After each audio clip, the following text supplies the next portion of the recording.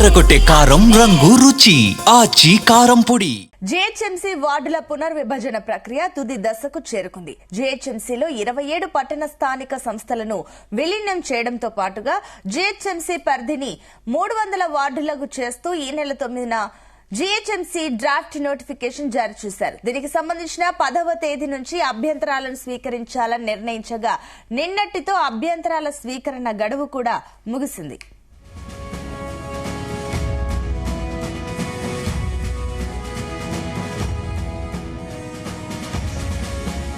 ఇదే అంశానికి సంబంధించి మరిన్ని డీటెయిల్స్ మా కరెస్పాండెంట్ వంశీకృష్ణ అందిస్తారు. వంశీ, జిహెచ్ఎంసీ వార్డుల పునర్విభజన ప్రక్రియ తుది దశకు చేరుకుందని కూడా చెప్పాలి. జిహెచ్ఎంసీలో 27 పట్టణ స్థానిక సంస్థలను విలీనం చేయడంతో పాటు జిహెచ్ఎంసీ పరిధిని 300 వార్డులు చేస్తూ ఈ నెల 9వ తేదీన జిహెచ్ఎంసీ డ్రాఫ్ట్ నోటిఫికేషన్ జారీ చేసినట్టు విషయం తెలిసిందే. దీనికి సంబంధించిన 10వ తేదీ నుంచి అభ్యంతరాలు స్వీకరించాలని నిర్ణయించగా నిన్నటితో అభ్యంతరాల స్వీకరణ గడువు కూడా ముగిసిందని చెప్పాలి. 6,000కు పైగా అభ్యంతరాలు వచ్చాయని అధికారులు తెలపడం జరిగింది. దీంతో పాటు ఈ నెల 16న నిర్వహించిన స్పెషల్ జనరల్ బాడీ సమావేశంలోనూ రాజకీయ పార్టీలకు అతీతంగా ఎక్స్ అఫీషియల్ సభ్యులతో పాటు కార్పొరేటర్లు సైతం తీవ్రమైనటువంటి అభ్యంతరాలు వ్యక్తం చేసినటువంటి విషయం తెలిసిందే. ఈ నేపథ్యంలో ఇటు పార్టీల నుంచి అటు ప్రజల నుంచి వచ్చిన అభ్యంతరాలను పరిష్కరించాలని జిహెచ్ఎంసీ నిర్ణయించింది. ఈ అభ్యంతరాలను జిహెచ్ఎంసీ అదనపు కమిషనర్, మరో 2 అదనపు కమిషనర్లు, చీఫ్ సిటీ ప్లానర్లతో నియమించిన కమిటీ పరిష్కరించాలని కూడా నిర్ణయించడం జరిగింది. జిహెచ్ఎంసీ వార్డుల పునర్విభజనపై వచ్చిన 6,000కు పైగా అభ్యంతరాలు వార్డుల పేర్లు మార్పులు, జనాభా వ్యత్యాసాలు, మ్యాపులు ఇవ్వాలని ఎక్కువగా ఉన్నాయనేది కూడా అధికారులు చెప్తున్నటువంటి పరిస్థితి మనకు కనిపిస్తోంది. అయితే సర్కిల్, జోన్లు, దాంతో పాటుగా హెడ్ స్థాయిలో వచ్చినటువంటి ప్రతి అభ్యంతరాన్ని అధికారులు పరిశీలిస్తున్న సందర్భం కూడా మనకు కనిపిస్తోంది. చట్టం ప్రకారం వివాదాస్పదం కాకుండా ఉండే పేర్లను మార్చాలని అధికారులు నిర్ణయించినట్లు కూడా తెలుస్తోంది. దీంతో పాటు జనరల్ బాడీ సమావేశంలో కార్పొరేటర్లు లేవనెత్తినటువంటి జనాభా వ్యత్యాసాలను సైతం మార్పులు చేయాలని అధికారులు నిర్ణయించినట్టు కూడా సమాచారం. 1,30 లక్షల జనాభా అంటే 300 వార్డులకు గాను సుమారు 45,000 వచ్చేలా అధికారులు కసరత్తు చేస్తా ఉన్నారు. 10% ఎక్కువ తక్కువలు ఉండే విధంగా చేయడానికి అధికారులు చర్యలు తీసుకుంటున్నటువంటి పరిస్థితి కూడా మనకు కనిపిస్తా ఉంది. అభ్యంతరాల పరిష్కారానికి చెందిన రిపోర్టులు ప్రభుత్వానికి పంపించాలి అనేది కూడా జిహెచ్ఎంసీ నిర్ణయించింది. ప్రభుత్వం పరిశీలించిన తర్వాత ఫైనల్ నోటిఫికేషన్ ఇచ్చే అవకాశం ఉంది. ఈ ఫైనల్ నోటిఫికేషన్ సోమవారం వచ్చే అవకాశం ఉన్నట్లు కూడా తెలుస్తోంది.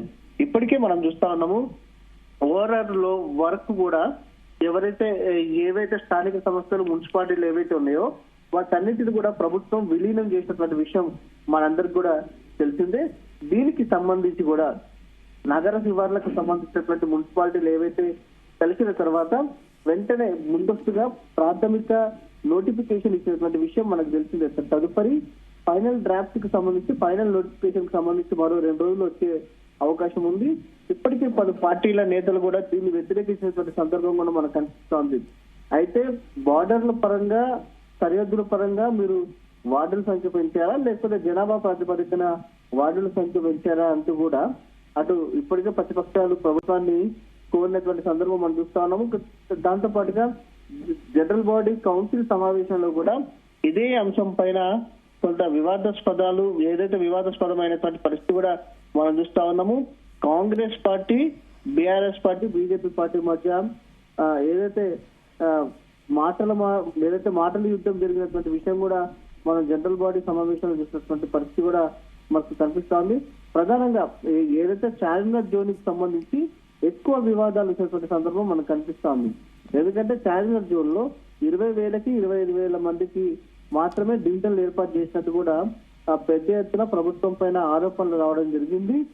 సాధారణంగా పాత జిహెచ్ఎంసీ ప్రకారంగా చూసుకుంటే మాత్రం చార్మినార్ జోన్ లో దాదాపుగా 40 నుంచి 48 వార్డులు మాత్రమే ఉండేది. కానీ ఈ కొత్త డీలిమిటేషన్ తోటి ఏదైతే చార్మినార్ జోన్ లో దాదాపుగా 80కి పైగా కూడా వార్డులు అనేటువంటి సందర్భం మనకు కనిపిస్తోంది. ఈ ఏ ప్రాతిపదికన చేశారు, సరిహద్దుల పరంగా చేశారా లేకపోతే జనాభా ప్రాతిపదికన చేశారా అంటూ కూడా ప్రభుత్వం పైన అటు ప్రతిపక్షాలు మండిపడినటువంటి పరిస్థితి కూడా మనం చూస్తా ఉన్నాము.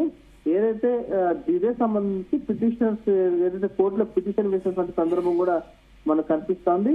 దీన్ని ఏదైతే మ్యాప్ ను కావచ్చు జనాభా ప్రాతిపదికన పబ్లిక్ డొమైన్ లో పెట్టాలంటూ కూడా పిటిషన్ వేసినటువంటి సందర్భం కూడా మనకు తెలిసిందే. ప్రజెంట్ వాటికి సంబంధించి కూడా కోర్టులో నిన్న వాదోపవాదాలు జరిగినటువంటి సందర్భం కూడా మనకు కనిపిస్తోంది.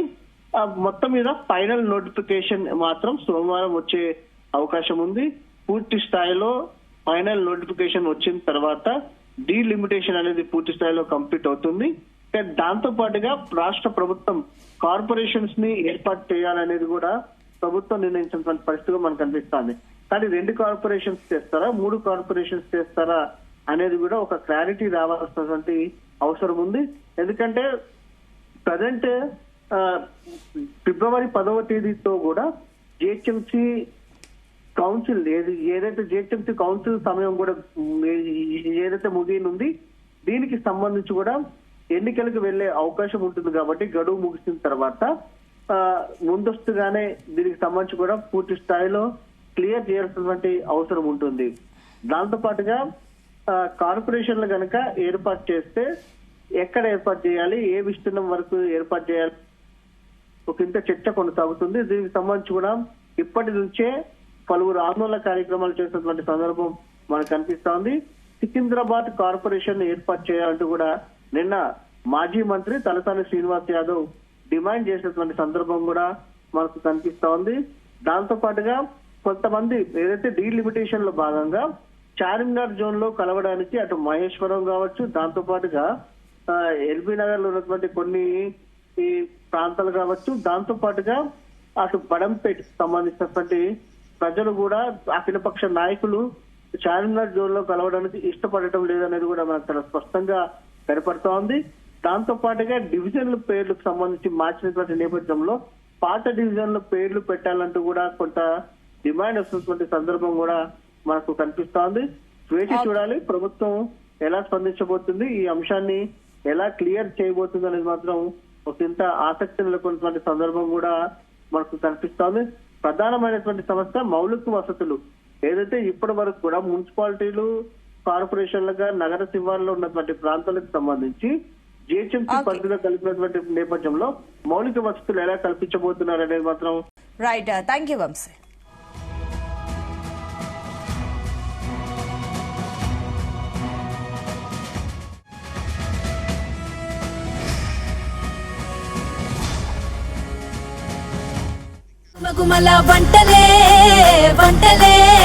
తెరకొట్టే కారం రంగు రుచి ఆచి కారం పొడి.